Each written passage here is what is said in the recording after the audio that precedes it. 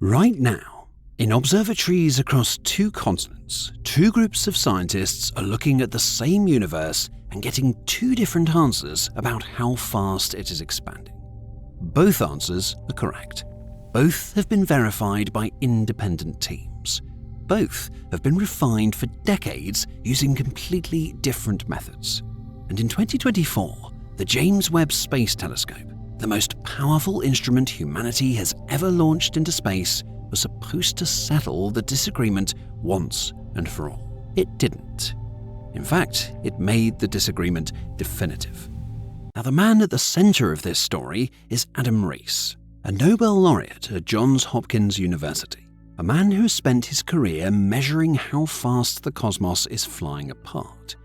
And after the Webb data came back in early 2024, he stood in front of the world and said something that should have stopped every physicist in their tracks. His exact words: "With measurement errors negated, what remains is the real and exciting possibility we have misunderstood the universe." That sentence is hiding a crisis, because if Riess is right, and the data overwhelmingly suggests he is, then the foundational equation governing modern cosmology may be wrong. Every textbook prediction about the age of the universe, the rate of cosmic expansion, the eventual fate of everything that exists is built on a model that the data is now actively breaking. Another Nobel laureate, David Gross, was even blunter. At a 2019 conference in California, when Adam Riess asked him whether the field should start calling this discrepancy a problem, Gross corrected him. He said they shouldn't call it a tension. They shouldn't call it a problem. They should call it a crisis. So that's where we are. 2 measurements, both right. A universe that, by the most rigorous instruments ever built, appears to be expanding at 2 different speeds simultaneously, and no one has any idea why. Now, to understand how cosmology arrived at this point, we have to go back nearly a century, to a single woman working at Harvard College Observatory who would change everything before anyone realized she had. Her name was Henrietta Swan Leavitt. She was paid 30 cents an hour to catalogue photographic plates of stars, classified internally as a human computer. One of the dozens of women hired by the observatory to do calculations the male astronomers considered beneath them. And in 1908, while studying a class of pulsating stars called Cepheid variables, Leavitt noticed something remarkable. The stars that pulsed slowly were also the brightest. The relationship was so consistent that if you could measure how long a Cepheid took to brighten and dim, you could calculate exactly how luminous the star truly was. Now compare that to how bright the star appeared from Earth, and you had a way to calculate distance across galactic scales for the first time in history. It was called Leavitt's Law, and it became the foundation of modern cosmic distance measurement, and it stayed buried in obscure scientific papers for 16 years. In 1924, an astronomer named Edwin Hubble, working with the 100-inch telescope at Mount Wilson Observatory in California, used Leavitt's Law to do something that seems impossible to imagine now. He proved that the Andromeda Nebula, long believed to be a cloud of gas inside our own Milky Way, was actually a separate galaxy outside it. Until that moment, the scientific consensus was that the Milky Way was the entire universe. Then, in 1929, Hubble combined his distance measurements with redshift data and found something even stranger. The further away a galaxy was, the faster it appeared to be moving away from us. All of them, in every direction.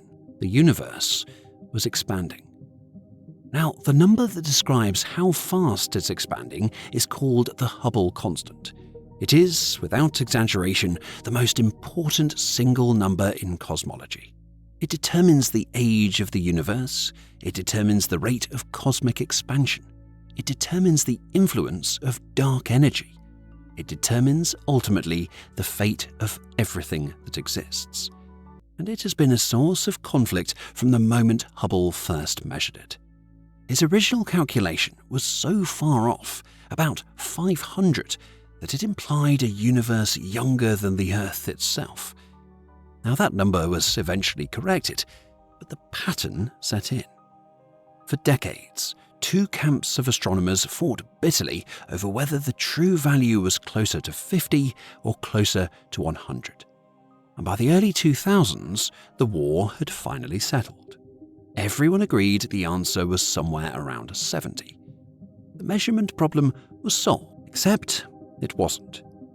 Because as instruments grew sharper, a new split emerged, smaller than the old one, but far more stubborn. And this one wasn't going to converge.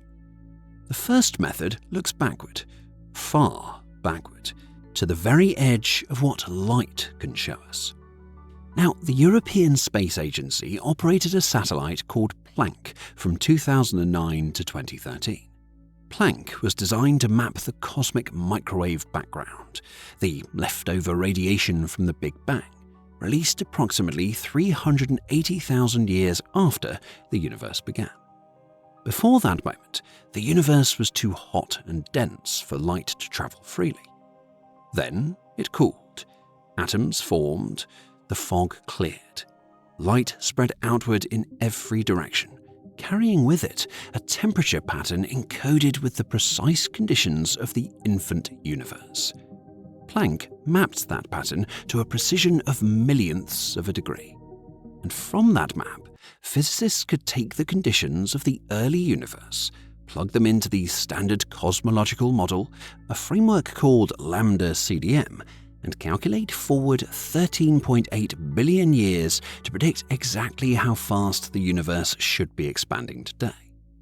Now, the number Planck arrived at, published in 2020, was 67.4 kilometers per second per megaparsec. Tiny margin of error. Confidence levels through the roof. Then there's the second method.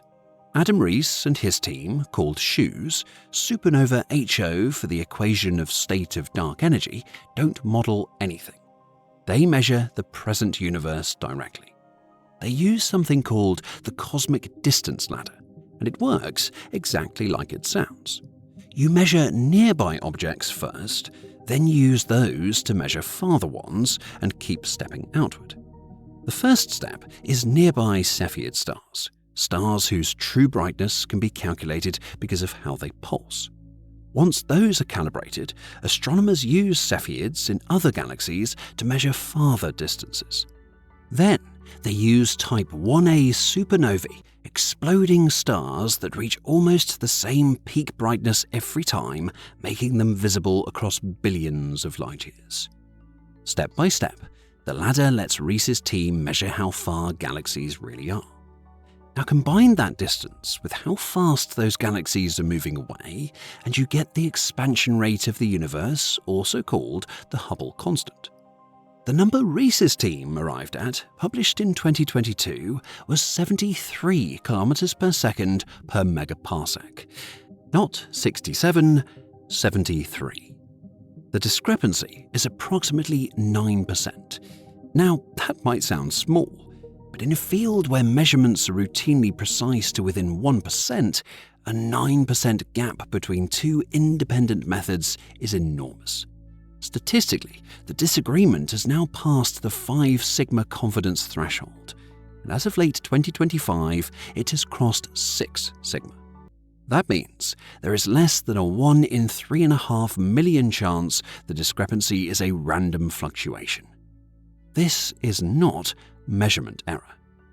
This is the Hubble tension. Now, for years, scientists hoped someone had simply made a mistake, and the most popular theory was a phenomenon called stellar crowding. Cepheid variable stars tend to live in dense, dusty regions of younger galaxies, and when Hubble's instruments looked at them from millions of light years away, the light of a Cepheid could blend with the light of nearby stars, making it appear brighter than it actually was. Brighter Cepheids would mean shorter calculated distances, Shorter distances would mean a faster apparent expansion rate. If you could just clean up the blending, the argument went, and the tension would dissolve. So Riess pointed the James Webb Space Telescope at the same stars. Webb orbits the Sun about 1.5 million kilometers from Earth, far beyond the interference of our planet's atmosphere and thermal radiation. Its 6.5-meter gold-plated mirror collects infrared light with a sensitivity that makes Hubble look like a pair of reading glasses. If any telescope could settle this, it was Webb.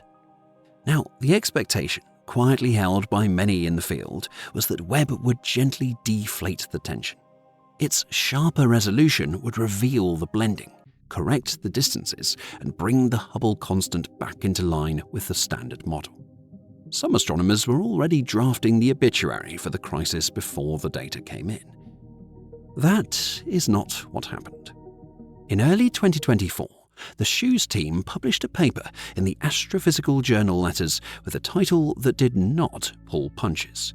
JWST observations reject unrecognized crowding of Cepheid photometry as an explanation for the Hubble tension at 8 sigma confidence. 8 sigma. That's a 1 in 800 trillion chance the result is random. The team had observed over 1,000 Cepheids spanning the full range of Hubble's earlier measurements, reaching out to a galaxy 130 million light-years away. The Cepheids looked exactly the same through Webb's superior optics as they had through Hubble's. The distances held. The Hubble constant stayed locked at 73. Stellar crowding wasn't the answer. Measurement error wasn't the answer. The two values genuinely disagree, and they will keep disagreeing. So that's when Riess published the line that has been quoted by every science publication on Earth. With measurement errors negated, what remains is the real and exciting possibility we have misunderstood the universe. By December 2024, the JWST team had cross-checked their result using 3 completely independent distance methods: Cepheids, carbon stars, and a technique called the tip of the red giant branch.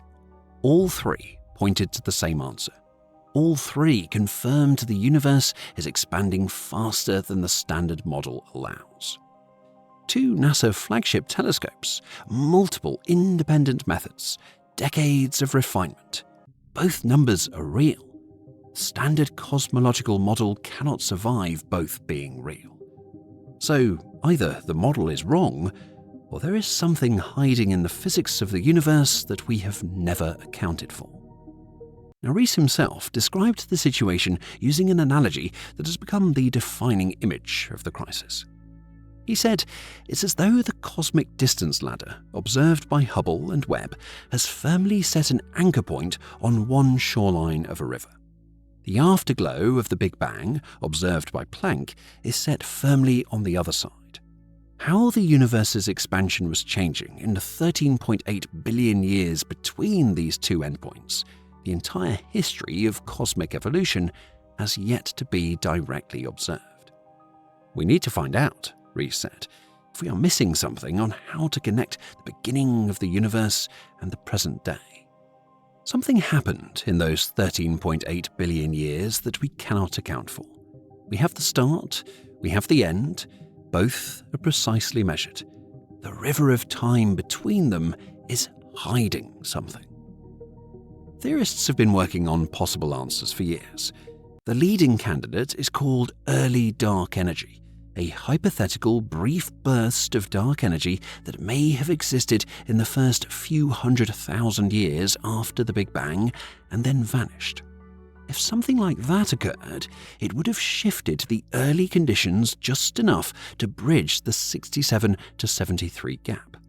Several research groups at Johns Hopkins and elsewhere have built detailed mathematical models of how this might work. None have been confirmed by data. A second candidate is dynamical dark energy, the idea that the dark energy filling the universe is not constant, as the standard model assumes, but has evolved over cosmic time. The Dark Energy Spectroscopic Instrument, in its 2024 and 2025 data releases, found preliminary evidence that this might actually be true. But even if confirmed, it does not fully resolve the tension by itself. A third candidate proposes modifications to gravity itself, that Einstein's general relativity is incomplete on cosmic scales.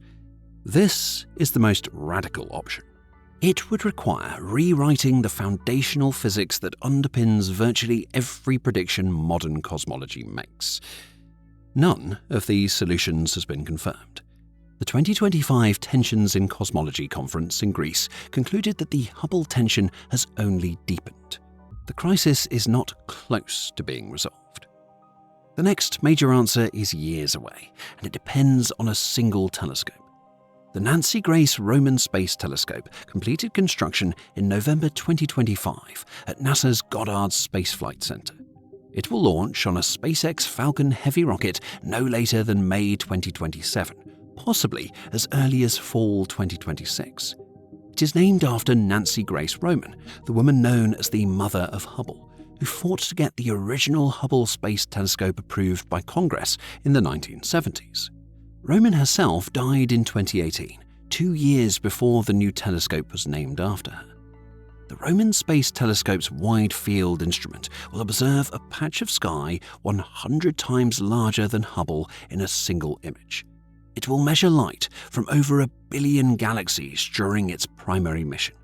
It will gather data hundreds of times faster than Hubble ever could, and it has been designed in part specifically to settle the Hubble tension once and for all.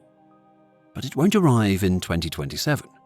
Once Roman launches, it will take time to calibrate, time to survey, time to produce the dense dataset needed to either confirm or definitively rule out the proposed solutions. The actual answer to the Hubble tension will most likely arrive in the early 2030s, years after the launch. By then, the disagreement will have been ongoing for nearly 40 years. Right now, somewhere in Baltimore, Adam Riess is preparing the next round of Webb observations.